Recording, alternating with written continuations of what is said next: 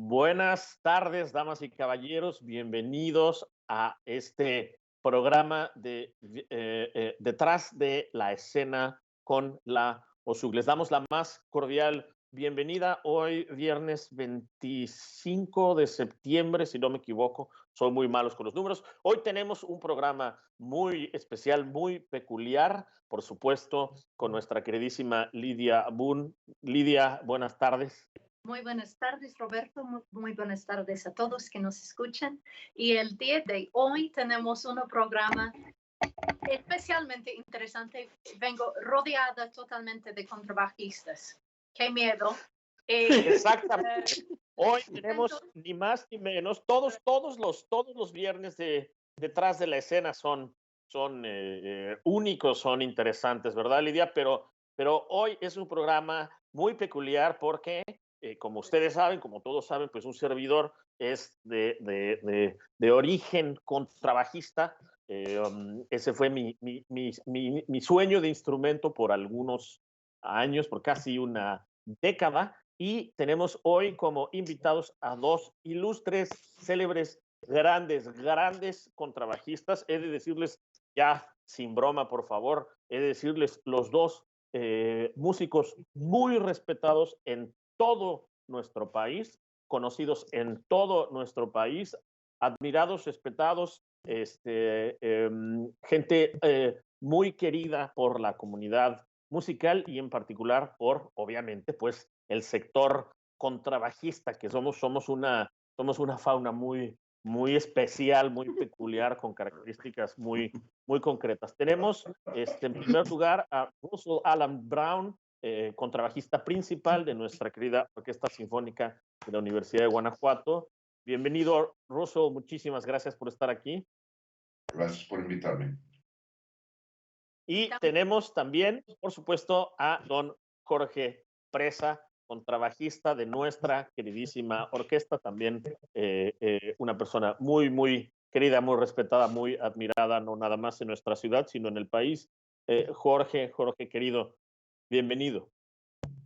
Muchas gracias. Gracias a ti, Roberto, Russell, Lidia y todos los que nos están mirando a través de Facebook Watch. Mucho gusto de estar aquí, de veras, es un privilegio.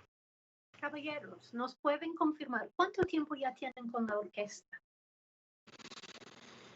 Yo tengo 15 años nada más, o más o menos 14 años o 15 años, algo así.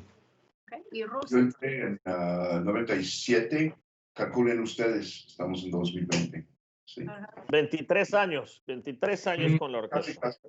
23 años, sí. Sí, Fantástico, pues qué vida, ¿no, Lidia? Porque pues nosotros que llevamos relativamente poco tiempo en la orquesta, pues no, digo, 15 años ya es 3 veces más de lo que yo llevo en la orquesta, imagínense 23, pues son casi 5 veces más, ¿no? Por supuesto. Vamos iniciando con las preguntas. Tengo el primero Por supuesto. de hoy para mi querido George Dam, que viene de Nikel, y pregunta, ¿tiene composiciones propias? Bueno, sí. Tengo una composición que hice en junio de 1980. Esa composición es para flauta sola. Originalmente por el nombre de a quien la compuse. Se llamaba la melodía Pour Esther. Pero después, el año pasado, la estrenamos, apenas recibió estreno mundial, y la llamé Improvisación. Entonces, la pieza es para flauta sola, es una pieza corta, pero pues es toda la composición que he hecho realmente. Oye, Jorge, y a ver, platícanos un poco el título. El título de la composición. Bueno, como dije, al principio la llamé Pour Esther y después la llamé Improvisación porque sonaba más a una improvisación. Tiene varios movimientos, tiene cambios, pero bueno. Pero ¿quién es Esther? Esther. Bueno, Esther es una flautista de la Filarmónica de la Ciudad de México. Esther García Salinas, a ella le compuse. Curiosamente nunca la ejecutó realmente. y pues pasaron los años y el año pasado con mi ensamble polifónico Guanajuato vimos la necesidad de incluir obras, estrenar obras. En este caso la que se estrenó en este concierto, mi obra es la más antigua, pero nunca se había tocado. Y había otras 2 obras de Jonathan Lusher y de Jacobo Cerda. Entonces estrenamos 3 obras mundialmente y una de ellas fue la mía. Oye, pues mandémosle un saludo a la maestra Salinas, Sí, una flautista a la que yo también tengo el placer de conocer muy bien. Ya es toda una eminencia en la filarmónica. Yo creo que debe de tener pues más de 20 años en la filarmónica. Yo recuerdo cuando iba yo a los ensayos del maestro Jorge Mester a la filarmónica y Esther era particularmente amable conmigo, porque yo me sentaba en los ensayos entre las flautas y los segundos para ver al maestro de frente. Y esto me acuerdo muy bien, en el año 2000, es decir, hace 20 años, hicieron una programación de todo el año que se llamó Retrospectiva Musical del Siglo XX y tocaron pura música del siglo XX durante un año entero.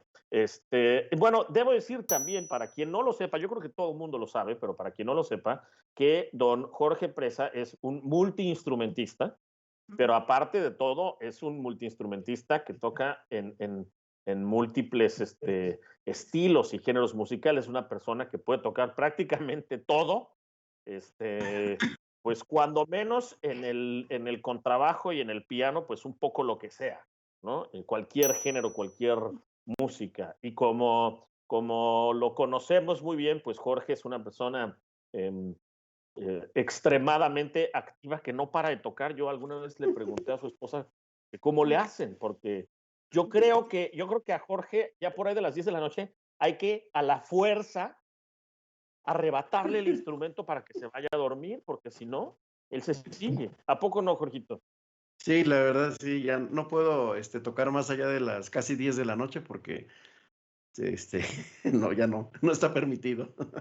Oye, Pero bueno, y sí. entonces, ya encarrerados en esto, pasamos a la siguiente pregunta, que es de la misma persona, Denis Minelle, y que pues justamente pregunta, actualmente, ¿qué propuestas musicales tienen tu atención? ¿Qué propuestas musicales o qué grupos o qué solistas?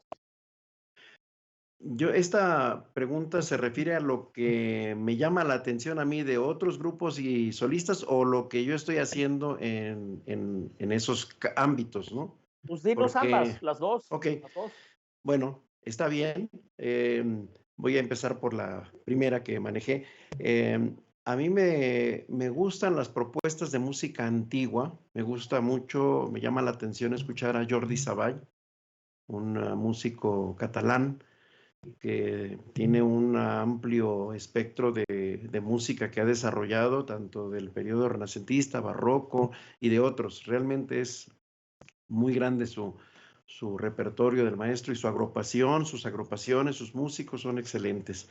Quizás esto a raíz de que una de mis ocupaciones dentro del ámbito musical aquí en Guanajuato es tocar el contrabajo para Los Tiempos Pasados, una agrupación muy reconocida que a la par de la OSUG es residente del Festival Internacional Cervantino cada año y se formó precisamente por aquel tiempo, 1972. Fui invitado hace unos 5 años a formar parte de Los Tiempos Pasados y quizás eso contribuyó a mi gusto por agrupaciones de música antigua.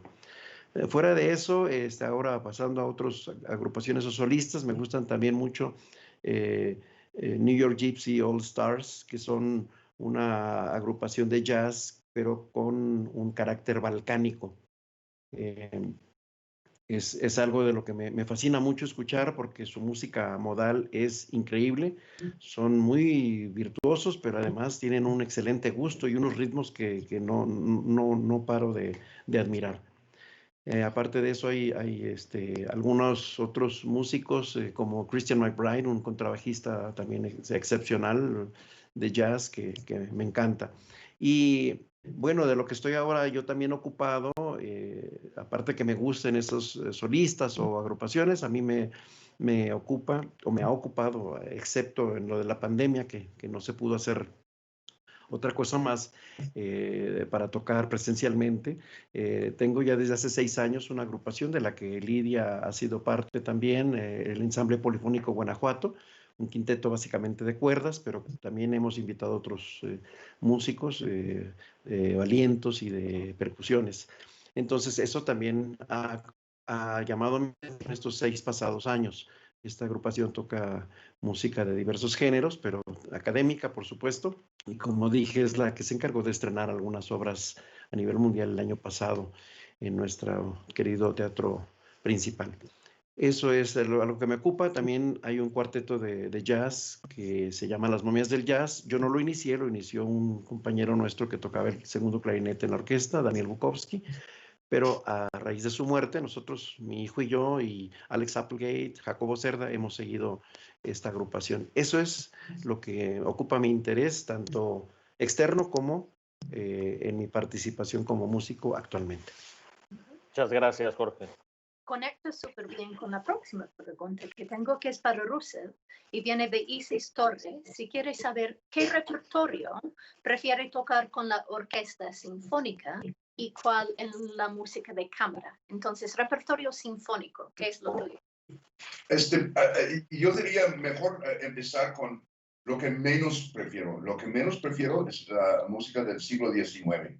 Básicamente, o sea, no es de que no me guste, me encanta, pero prefiero la música del siglo XX, XXI y la música de antes, o sea, bastante antes, incluso la música antigua, entre comillas. Me encantaría armar algunas cosas de música renacentista, que es vocal, para agrupaciones de instrumentos modernos. Eso es una mina de oro que prácticamente nunca se ha explorado.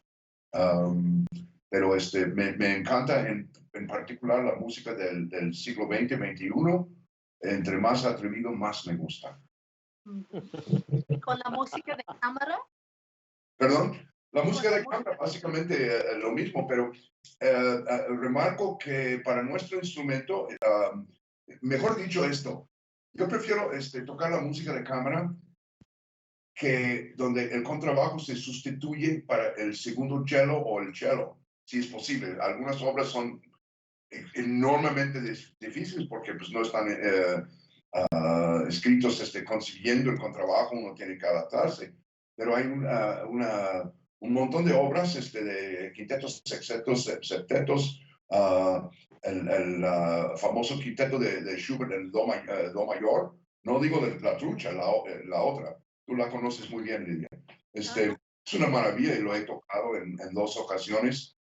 Son cosas que más me interesan porque el problema del contrabajo somos el huérfano. Ustedes, Jorge, el maestro, saben que somos el huérfano de los compositores en tanto a música de cámara. El contrabajo es el único instrumento orquestal que no tiene pertenencia como permanencia en ninguna agrupación de alientos, ni metales, ni cuerda.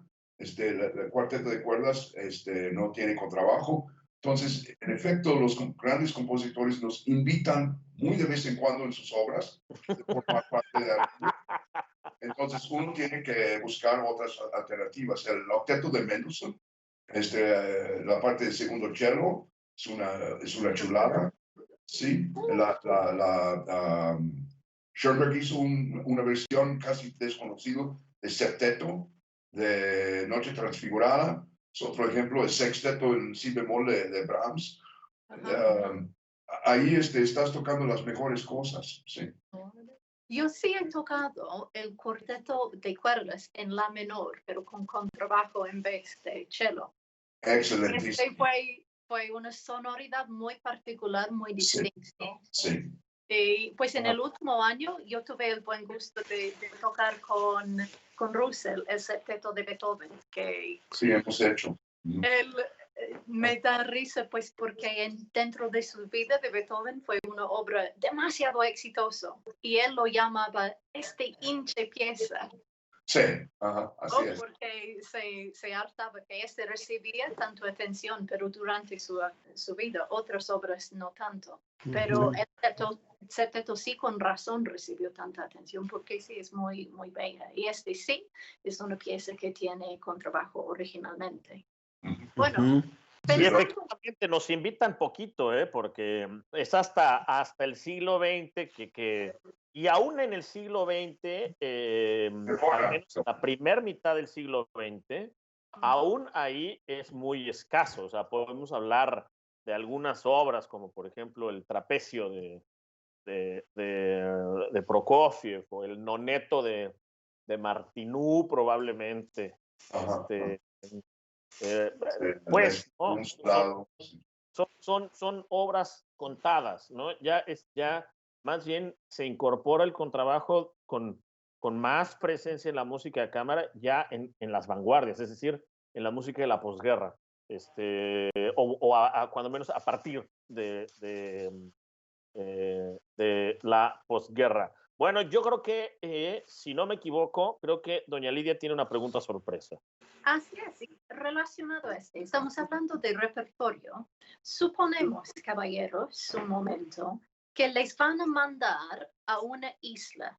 Van a ser el único habitante en esta isla y les permiten ir allí con solo la música que traen en su biblioteca personal. ¿Cuál sería la última partitura que quemarían por su sobrevivencia? Se van a una isla, nada más, solo las partituras de su biblioteca. ¿Cuál es la pieza que guardan hasta el último? Russell, ¿qué sería?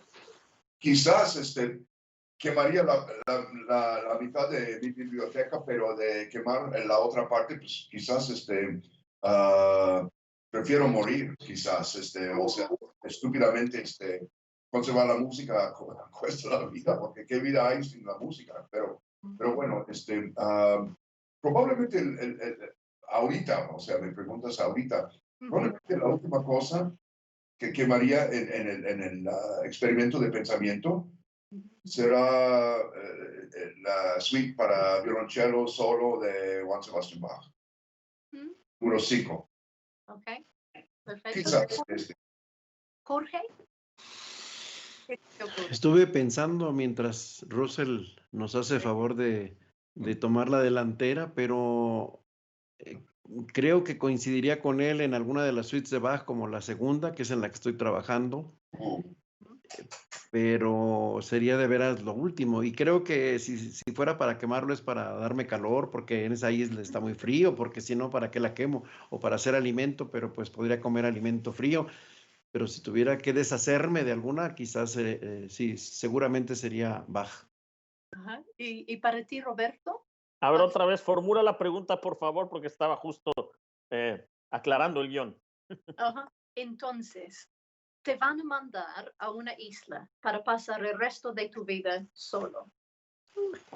Puedes traer contigo únicamente las partituras de tu biblioteca. Solo pensando en sobrevivencia, ¿cuál sería la última pieza que quemarías? La última. La última, ¿cuál guardarías? ¿Cuál guardarías? ¿Cuál guardaría? ¿Cuál guardaría? Eh, ¿Cuál guardaría? Ay. Pues no, ahí sí en este caso no sería, indiscutiblemente que no sería una obra para instrumento solo, no sería una obra para contrabajo, no sería, sería, pero no lo sé, eso es muy buena pregunta, pero es demasiado difícil. Algo de Shostakovich seguramente. No, ¿sabes qué? Yo creo que lo último que guardaría, Ajá. pero son 2 tomos, ¿eh? Ok. El clave bien temperado. Okay. Oh, wow, también. wow. Eso es lo que trataría de preservar a toda costa. Ándale. Porque el clave bien temperado puede resurgir la vida de nuevo. Sí. De ahí, todo puede resurgir. Bueno, Esa es la gran semilla, el caldo primigenio de todo. ok. Pero sin eso, no hay nada. Ándale. Perfecto. Pues seguimos con, creo que hay tiempo para una última pregunta antes de nuestra. Sí, la siguiente pregunta es para don Jorge Presa y la hace Jorge Luis Chacón. Jorge, ¿cuáles han sido las enseñanzas más relevantes en tu trayectoria como músico? Las enseñanzas más relevantes. Bueno, quizás una de las más relevantes es que puedes llegar a lograr tu sueño de tocar, de ser músico, de dedicarte a esta porción del arte en general. Eso es posible. Tienes que luchar por ello, como en otras cosas, en otras metas en la vida, pero ya que preguntan por la música, para mí una enseñanza ha sido que se puede llegar a estar involucrado en la música, para ser parte de ella, trabajar en ello, se puede ganar bien, se puede ganar la vida, puede uno vivir de ello. Porque cuando yo decidí que me gustaría ya dedicarme a estudiar la música, a realmente compenetrarme en ella, y mientras estaba yo en la en el periodo de la preparatoria, en mi adolescencia, eh, hice algo que quizás no debía hacer así nada más apresuradamente, porque decidí truncar mi preparatoria a fin de entrar al Conservatorio Nacional de Música. Quizás debías seguir o lo que sea, pues sí, pues lo más seguro es que debí seguir, pero no, yo entré al conservatorio, dije, yo voy a ser músico. Entré, hice mi examen, ingresé, y entonces mis papás me dijeron que no estaban de acuerdo con que me dedicara a ser músico, pero que si en 2 años no estaba yo realmente desempeñándome, que me echarían de la casa. Eso no ocurrió. De inmediato creo y me di cuenta, fui un buen estudiante, aproveché, etcétera, y no tuve que irme de la casa por eso. Entonces quiero decir que sí se puede hacer, se puede lograr ese sueño. Otra enseñanza relevante es cuando estudié en Juilliard por un año bajo la tutela de John Schaefer, que era principal de la Filarmónica de Nueva York. Él me hacía estudiar 4 horas diarias hasta que nos volvíamos a ver en la siguiente clase. 4 horas irremediablemente, o sea, tenía que cumplir horas diarias de estar estudiando mi instrumento. Eso me costaba mucho trabajo, pero bueno, lo hacía. Si por alguna razón me faltaba alguna hora, eso era interesante porque llegaba a la clase y no daba el rendimiento que debía dar por esa hora o hora y media o 2 horas que me faltaron durante la semana. No lo podía creer, pero era así. Al llegar a la clase, él notaba que algo pasaba y yo sabía que no había estudiado las 4 horas completas cada día. Entonces, la enseñanza es de que, pues, realmente el instrumento es muy demandante y tiene uno que dedicarle suficiente tiempo para dominarlo, para sentirse a gusto con la música y tocarla bien. Esa sería una enseñanza. Y otra más es que puedes llegar inclusive a estar en más de un medio musical. Me refiero a que, como ya mencionaste al principio de este programa, de este capítulo, de este episodio de la OSUC detrás de la escena, actualmente, desde hace mucho tiempo, me encuentro inmerso tanto en el mundo académico de la música, como es la USUG y Ensamble Polifónico Guanajuato, los tiempos pasados, como en cuestiones de jazz y de pop y comercial. Se puede estar en ambos mundos, en el mundo comercial y en el mundo clásico. No todos lo hacen, pero sí se puede y es un deleite. Entonces la enseñanza es, ve por tu sueño, cumple tu meta, lo puedes lograr. Muy bien. Pues muchísimas gracias, queridísimo Jorge. Muchas gracias, Russell. Hoy sí tenemos ¿sabías qué? No tuvimos la semana pasada, pero hoy afortunadamente sí tenemos ¿sabías qué? Pero antes de ese ¿sabías qué? Vamos a pasar rápidamente a la primera recomendación. Hoy será literaria de un servidor. Después de él, ¿sabías qué? Nuestra queridísima Lidia hará su recomendación. Comencemos, pues. Andrés Cordero, si podemos compartir en pantalla. Esta semana yo quiero recomendarles compartir con ustedes un libro verdaderamente único que a mí me parece no solo divertido, sino verdaderamente interesante. El libro se llama El Heresiarca y compañía de Guillaume Apollinaire.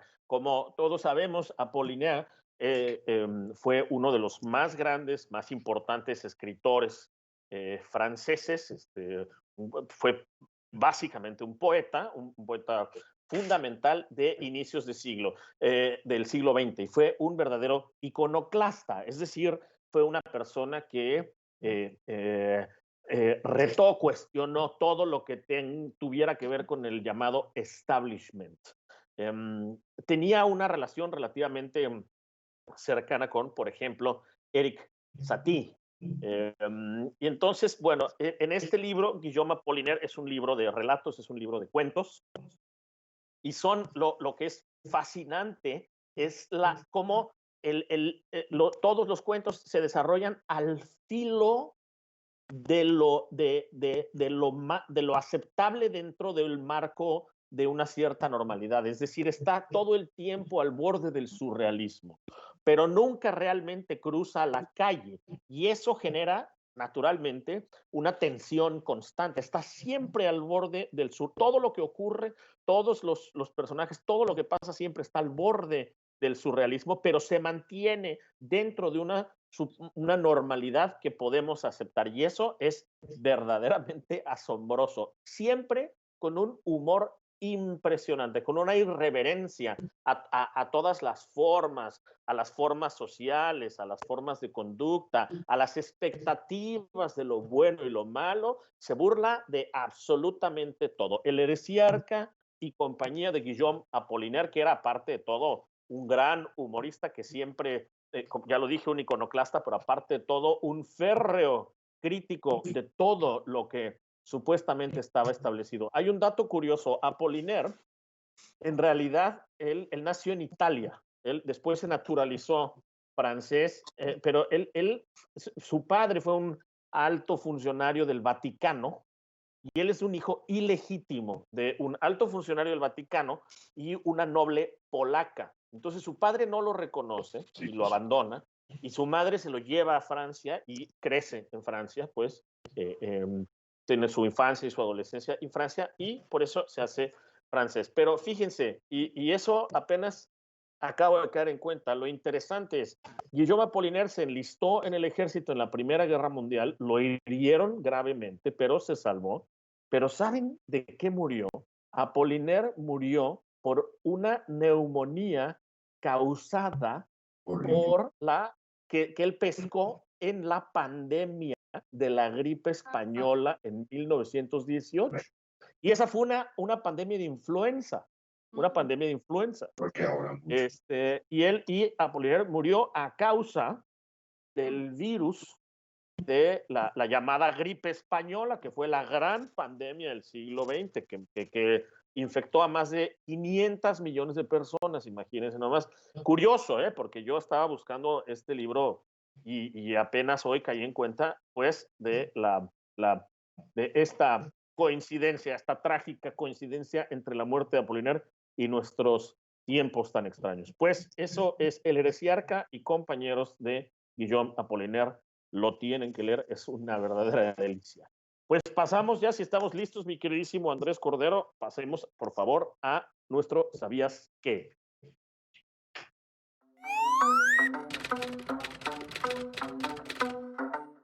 Hola, mi nombre es Elda Betsabe Hernández Rosas y pertenezco a la sección de violines segundos de la Orquesta Sinfónica de la Universidad de Guanajuato. ¿Sabías que uno de los luthiers, o también conocidos como lauderos, más importantes de la historia fue Antonio Stradivari, quien nació en Cremona, Italia, en el año de 1644? La peculiar forma de sus instrumentos, más alargados y estrechos que los habituales, sumado al barniz de su propia creación, daban como resultado unos instrumentos con un sonido único. Stradivari fabricó alrededor de 1200 instrumentos, entre los cuales se encontraban violines, violas y violonchelos. En la actualidad se conservan alrededor de 450 violines, de los cuales mencionaré dos.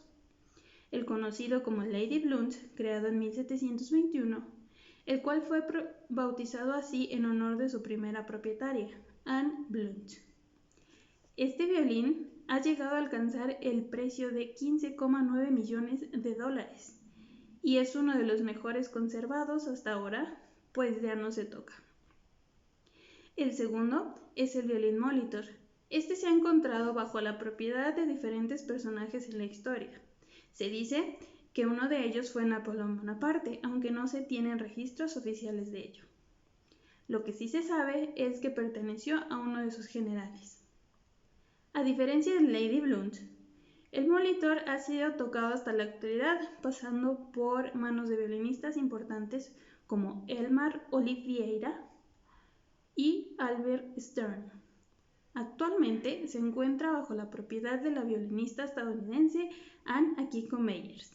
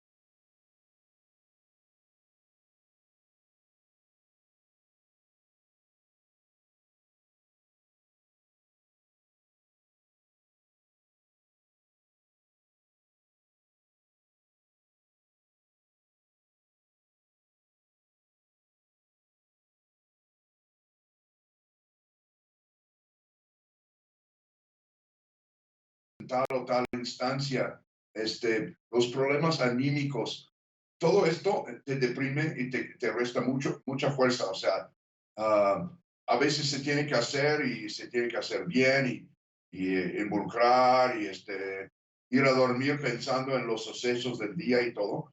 Pero al otro lado, la música misma, si te aplicas a la música misma, no te va a traicionar. O sea, dentro de un poco de tiempo te vas a dar cuenta de que has avanzado, te nutre, quizás no de día a día, pero de semana a semana, mes a mes. La música es magnífica. Entonces, si sigues atrás de la música te va a dar todo. Pero no confundes con lo demás. Lo demás es muy pasajero, las cosas cambian, hay placeres y desacuerdos y decepciones, normal. pero por ejemplo, en una orquesta, toda esta cuestión de la política es su onda, a veces es inevitable, pero la música no es eso, no tiene nada que ver. La música es goce, Sí. puro goce. Segundo consejo, Sí. chavos, digo chavos, hay chavos que tienen 50 y 60 años también, que estudian música. Muy importante, si están pensando en una vocación, porque en realidad no es una carrera, ni un oficio, ni un trabajo, es una vocación. Guste o no, uno lo puede tomar de otra forma, pero para disfrutarlo plenamente tiene que ser una vocación. Ok, dentro de la vocación, que pues no te fijas, sobre todo cuando eres joven, a veces los maestros dicen, vas a tener mucho estatus, vas a ganar mucho dinero, vas a ser una estrella y todo eso. Y la vasta mayoría de nosotros es una decepción, porque estas cosas no suceden. Siempre uno aspira a tener un estúpido mejor estatus, no sé qué es esto, pero al otro lado, la música misma te va a sorprender. O sea, la música misma te va a hacer crecer y vale la pena. Si estás buscando estatus, dinero y todas estas cosas, pues mejor no. Pero si sigues tercamente en la vocación, te va a dar tesoros y tesoros y tesoros y tesoros. Y con los años, más, porque un tesoro influye otro y es una maravilla. Yo no esperaba, o sea, la decepción es la decepción, pero yo no esperaba la dicha de explorar la música. No esperaba tanta dicha. Realmente sí es una ¿Qué esperan ustedes? es una constante tan bella en la vida, ¿no? Porque la música es Absolutamente. tan amplia y tan variada. Entonces, no importa qué está ocurriendo o qué etapa de tu vida te encuentras, pero hay algo que te resuena, realmente que te habla. Bien dicho, bien Ah, dicho. Jorge, Oye, Lidia, Ajá. me están informando aquí desde el más allá Ujú. que sería bueno que repitieras tu recomendación literaria porque desafortunadamente hubo un fallo con el audio. Ok. Entonces, mi recomendación literaria esta semana fue La magia del orden de Marie Kondo, un libro para ayudarte a ordenar y disfrutar de tu hogar y espacio personal.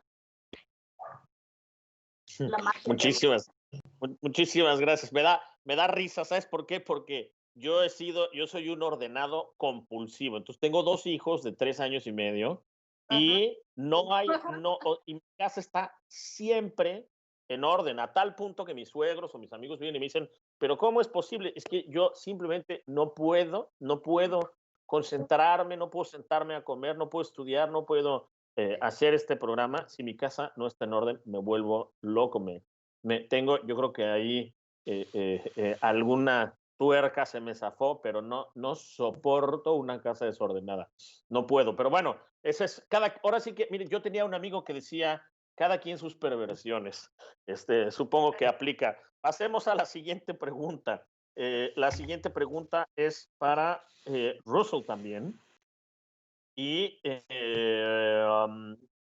también de Lorena Mosqueda, si no me equivoco, y pregunta, me gustaría conocer una anécdota curioso o gracioso en tu trayectoria como músico o como profesor. Ok, primeramente, una recomendación literaria, lo que me consume ahorita. Lo estoy leyendo en el original en inglés, pero está traducido a español. Y no es fácil y me cuesta mucho trabajo, pero es súper rico y para cada lucha que haces, te da un premio. Y recomiendo Ulises de James Joyce, que es una maravilla, es un mundo completo y no es tan difícil como dicen. Es difícil, pero no es tan difícil y vale la pena, pero mucho vale la pena. Y Pero a muy... ver, Russell, una anécdota curiosa o graciosa en tu Sí, carrera. al grano, al grano. Bueno, si quizás cuento cuando me lanzaron un contrabajo en la cara, déjame pensar. Bueno, eso para otra ocasión quizás. yo recuerdo muy bien, recién llegado a México, desde que hicimos un concierto, hicimos con José Iturbi, y hubo un encore, y el encore del concierto, que fue un excelente concierto en la Orquesta Sinfónica de Jalapa, el maestro Iturbi nos dio Goyescas de Enrique Granados y empezó a dirigir en el mero principio, y después de unos 4 compases en el mero principio, dejó de dirigir y simplemente nos vio con los ojos, que nos hablaba elocuentemente de la generación de 1898 de España. Sentimos una ola de la cultura española, y todas las tragedias de la guerra civil, y todo, simplemente en los ojos del maestro. Y con los ojos del maestro era una cosa imposible, pero mágica. La orquesta tocó así, nosotros tocamos Goyescas así como ángeles, y no movió ninguna mano, ninguna nada más vemos sus ojos. Eso fue una cosa que nunca voy a olvidar. ¿Y en qué año fue esto, Russell? Eso fue precisamente en 1976. 1976. Ajá. Sí. Hace 44 años. La matemática no miente. Sí. Fíjense, pues, qué interesante anécdota. Muchísimas gracias por compartirla con nosotros, Russell. Bueno, ahora yo les tengo una pequeña pregunta sorpresa. El público, nuestro queridísimo público, debe saber que nosotros, los contrabajistas, solemos ser cafeíno dependientes, es decir,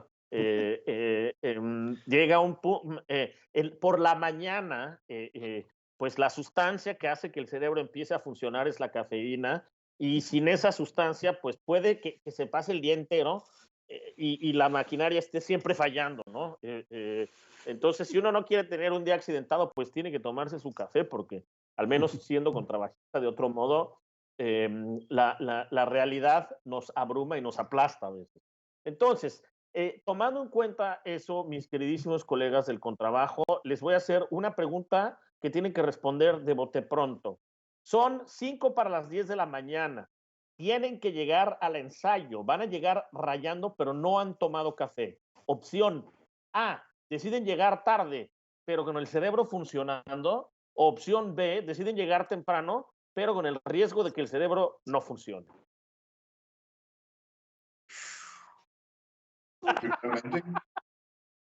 Yo sé lo que va a contestar Russell. A lo mejor no, pero ¿qué voy a contestar, Jorge? Que no quieres llegar tarde. Sí, conoces su mosco. No tomas riesgos. Pero al otro lado diría, se procura en realidad tomar todas las medidas para que esto no suceda, porque llegar cafeinado y a tiempo, pues es mejor. El poder de uno, se supone. Es que lo que pasa es que llega, bueno, pero los accidentes, las circunstancias pasan, las llantas se ponchan, los despertadores se descomponen, se quedan sin pila, pues no hay que ser un irresponsable, puede haber un incidente imprevisto, pero llegar sin cafeína al ensayo también implica riesgos graves. Pues Jorge contestó por mí, me conoce, conoce su mosco, sí. Sí, él lo va a hacer, lo va a prever y se va a tomar el café mucho antes de la hora de siquiera aproximarse al teatro principal. Eso sí. Pues cuento algo chistoso, con mucha frecuencia antes de un ensayo, el café cargado me espera frío en la mesa desde la noche anterior. O sea, la primera cosa en la mañana es recargar el coco. Recargar el coco. Neta, señores. ¿Y tú, Jorge, entonces? ¿Qué contestarías tú? Bueno, para empezar, sí, al despertarme, bajo a la cocina y me preparo café. Si tengo café de grano, soy muy afortunado, entonces lo preparo en la cafetera. Le pongo 3 medidas de una cucharadita así pequeña de plástico, y es para 6 tazas, y ya, me lo preparo y me lo tomo, y si me sobra algo lo meto en el termo y me voy al ensayo. Pero si no pude hacer eso, entonces quizás haga de café instantáneo, una cucharadita cafetera, pero copeteada y listo.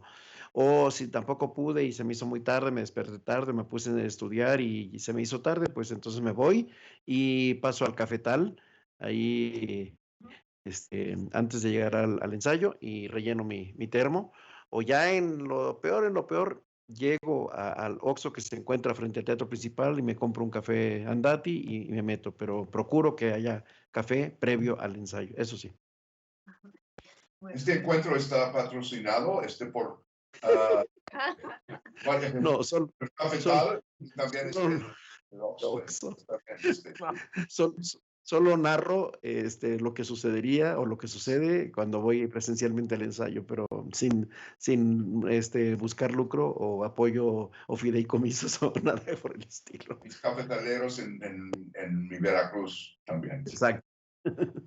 Entonces, seguimos con la próxima pregunta que viene de Diana Álvarez y viene para Jorge y pregunta, ¿qué te transmite a ti la música cuando tocas? A mí personalmente me transmite las ganas de sentir ritmo, de moverme. Por bastante tiempo en mis ejecuciones, ya sea de jazz o de música académica, hago caras porque respondo involuntariamente a lo que estoy sintiendo por ejecutar música, pero sobre todo cuando es música no académica, es jazz, entonces siento que no puedo dejar de responder a los estímulos sonoros, rítmicos, armónicos y sobre todo de las notas graves del bajo o del contrabajo, lo que esté tocando en ese momento. Aquí a mi derecha tengo un bajo eléctrico y acá está el contrabajo acústico. Pero sí, cual sea que esté tocando, no quiero dejar de responder físicamente y emocionalmente también a lo que estoy oyendo de mis compañeros y a lo que estoy aportando. Así que me transmite mucho placer, me transmite las ganas de moverme, me transmite felicidad y me inspira para seguir aportando la parte que a mí me toca. Eso es lo que a mí me transmite la música cuando la estoy ejecutando. Muchas gracias, Jorge. Y bueno, pues hemos llegado ya a la última pregunta de este episodio número 14 de la OSUC detrás de la escena. La última pregunta es también de Diana Álvarez y es para el maestro Russell Brown. Y es una pregunta muy interesante. Creo que ya nos has compartido un par de anécdotas, Russell. La pregunta es, ¿nos podrías compartir cuál ha sido uno de los mejores momentos en toda tu carrera? Uno de los mejores momentos es el momento con el maestro Iturbe, por ejemplo, pero otro mejor ejemplo es que una vez nos llamaron para tocar en una iglesia evangélica en los Estados Unidos cuando estuve de exilio, 10 años de nuestro país, México, y invitaron a nosotros a tocar todo el Mesías completo de principio al fin. Y en aquel entonces tuve el lujo de preguntar primeramente por la programación, porque pues, era un trabajo aislado, lo que llamamos aquí en México un hueso. Pues, ¿qué vamos a tocar? Mesías. Ah, excelente, chido. ¿Completo? Completo. Bien. Y se me olvidó de preguntar cuánto pagaban. Incluso tan entusiasmado. Llego allí con expectativas de algo decente. Y hubo 2 contrabajos y un cello en el grupo. Así fue la instrumentación con las demás cuerdas y lo normal de Mesías. El director estuvo decente, pero no gran cosa. Mi compañero de abril era mi asistente principal, yo era principal en Sarasota, Alex Albanese, y Tim Tigges tocaba el cello. Y por alguna suerte, nosotros sincronizamos perfectamente desde el principio al fin, algo que pues estadísticamente no puede suceder, pero los músicos saben de que es lo que uno quiere. Por algún beso de la musa o del Dios, nosotros tres nos conjugamos perfectamente bien, Alex, yo y Tim, porque tocamos las mismas notas, solo los contrabajos una octava abajo del cello en Mesías, así está la manera en que Händel voció la obra. Y además de todo, era Mesías y fue extraordinario. O sea, pues, pero lamentablemente tendrías que haber estado ahí. No lo puedo contar suficiente. Un detalle que voy a agregar un poco para el público, de que aquí estamos nosotros tres. Los demás músicos de ningún instrumento entienden lo que es la sensación física de tocar el contrabajo. El contrabajo te tañe así como si fueras una campana. El instrumento constantemente, en cualquier nota, más o menos, dependiendo, te hace reverberar desde tus pies hasta tu coco. Es una cosa, en el peor de los momentos, es una maravilla. Es una dicha física incluso, tremendísima. Sí, claro, sin duda. Tremendísima, sin duda. Sí.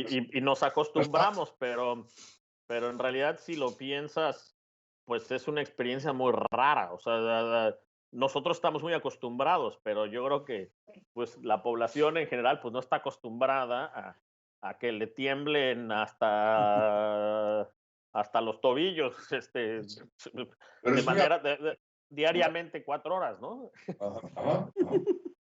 Sí. Pues sí. Bueno, pues muchísimas gracias, queridísimo Russell, muchas gracias, queridísimo Jorge. Estamos ya llegando al mero final, pero antes de hacer la despedida oficial, como todos los viernes, vamos a compartir con ustedes el ya tradicional dato curioso, cortesía de Juan Carlos Urdapilleta, el bibliotecario que lo sabe todo. Esta semana, don Juan Carlos tiene preparado para nosotros lo siguiente. La novena sinfonía fue estrenada el 7 de mayo de 1824 en Viena hace ya casi 200 años. Desde entonces se ha vuelto una obra esencial y entrañable en la humanidad. Cada país tiene bastante presente cuándo fue el estreno de tal obra en su territorio. Pero hay un país cuya historia es muy singular, Japón. La premier, es decir, el estreno de la novena sinfonía de Beethoven en Japón no ocurrió en una sala de conciertos como en la mayoría del mundo, pero no ocurrió ni siquiera en un teatro o en un aula. Ocurrió en 1918 en un campo de prisioneros, evidentemente posterior o hacia el fin de la Primera Guerra Mundial. Sucede que en el crepúsculo de la Primera Guerra Mundial, los japoneses, con ayuda de los ingleses, capturaron en una batalla en China a 4,000 alemanes, los cuales son distribuidos en diferentes prisiones en Japón. Una de ellas en la aldea de Bando. Esta aldea de Bando recibe a 1,000 alemanes. Por una milagrosa circunstancia, el coronel japonés a cargo de la prisión, en su juventud, sufrió también haber estado en una prisión enemiga, por lo cual decidió darle un trato humanitario a los presos alemanes. Permitió que tuvieran restaurantes, que tuvieran bares, permitió que publicaran sus propios periódicos, que hicieran deporte y que también tuvieran actividades artísticas. Agradecidos, los prisioneros alemanes enseñaron a los pobladores sus conocimientos y fue el 1 de junio de 1918 en la prisión de Bando, hoy llamada Naruto, que una orquesta de 45 instrumentistas y 80 coristas hicieron sonar por primera vez en Japón e inclusive en Asia la novena sinfonía de Beethoven. Actualmente Japón tiene una muy especial devoción a la novena, de tal manera que al fin de año es ya una tradición que se interprete en todo el país, llegando en diciembre a realizar poco más de 100 conciertos cada año. ¿Y sabe usted cuándo fue el estreno de la novena sinfonía de Beethoven en México? ¿Y cuándo fue la primera interpretación de la novena sinfonía de Beethoven por la Orquesta Sinfónica de la Universidad de Guanajuato? Atentos, se los dejamos de tarea y esperemos que nos puedan dar la respuesta en vivo la próxima semana. Ese fue el dato curioso de la semana, cortesía de Juan Carlos Urdapilleta, el bibliotecario que lo sabe todo. Quiero ahora sí darle las más cariñosas gracias a Russell. Russell, muchísimas gracias por tu tiempo. Gran placer. Y a Jorge Presa. Jorgito, gracias por tu tiempo. Gracias a ustedes, Roberto. Y si me pudieras decir, Lidia, ¿a quién tenemos de invitados la próxima semana? Seguimos con un poco más con trabajo. Tenemos a nuestro compañero Rodrigo Mata y luego de la sección de percusiones nos acompaña Alan Sánchez. Pues, Rodrigo Mata y Alan Sánchez. El vayan próximo viernes. 2 de octubre. Viernes. 2 de octubre jamás se olvida. 2 de octubre. 2 de octubre. Jamás se olvida. Muy bien. Exacto.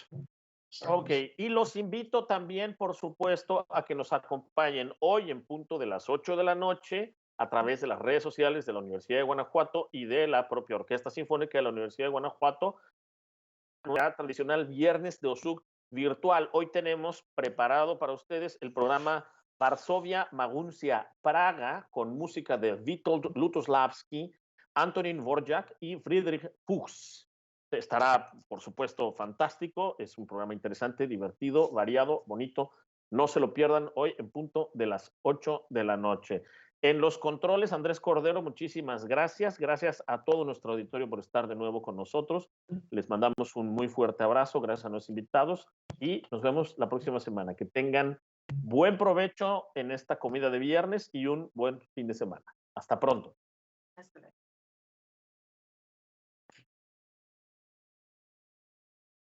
Queridos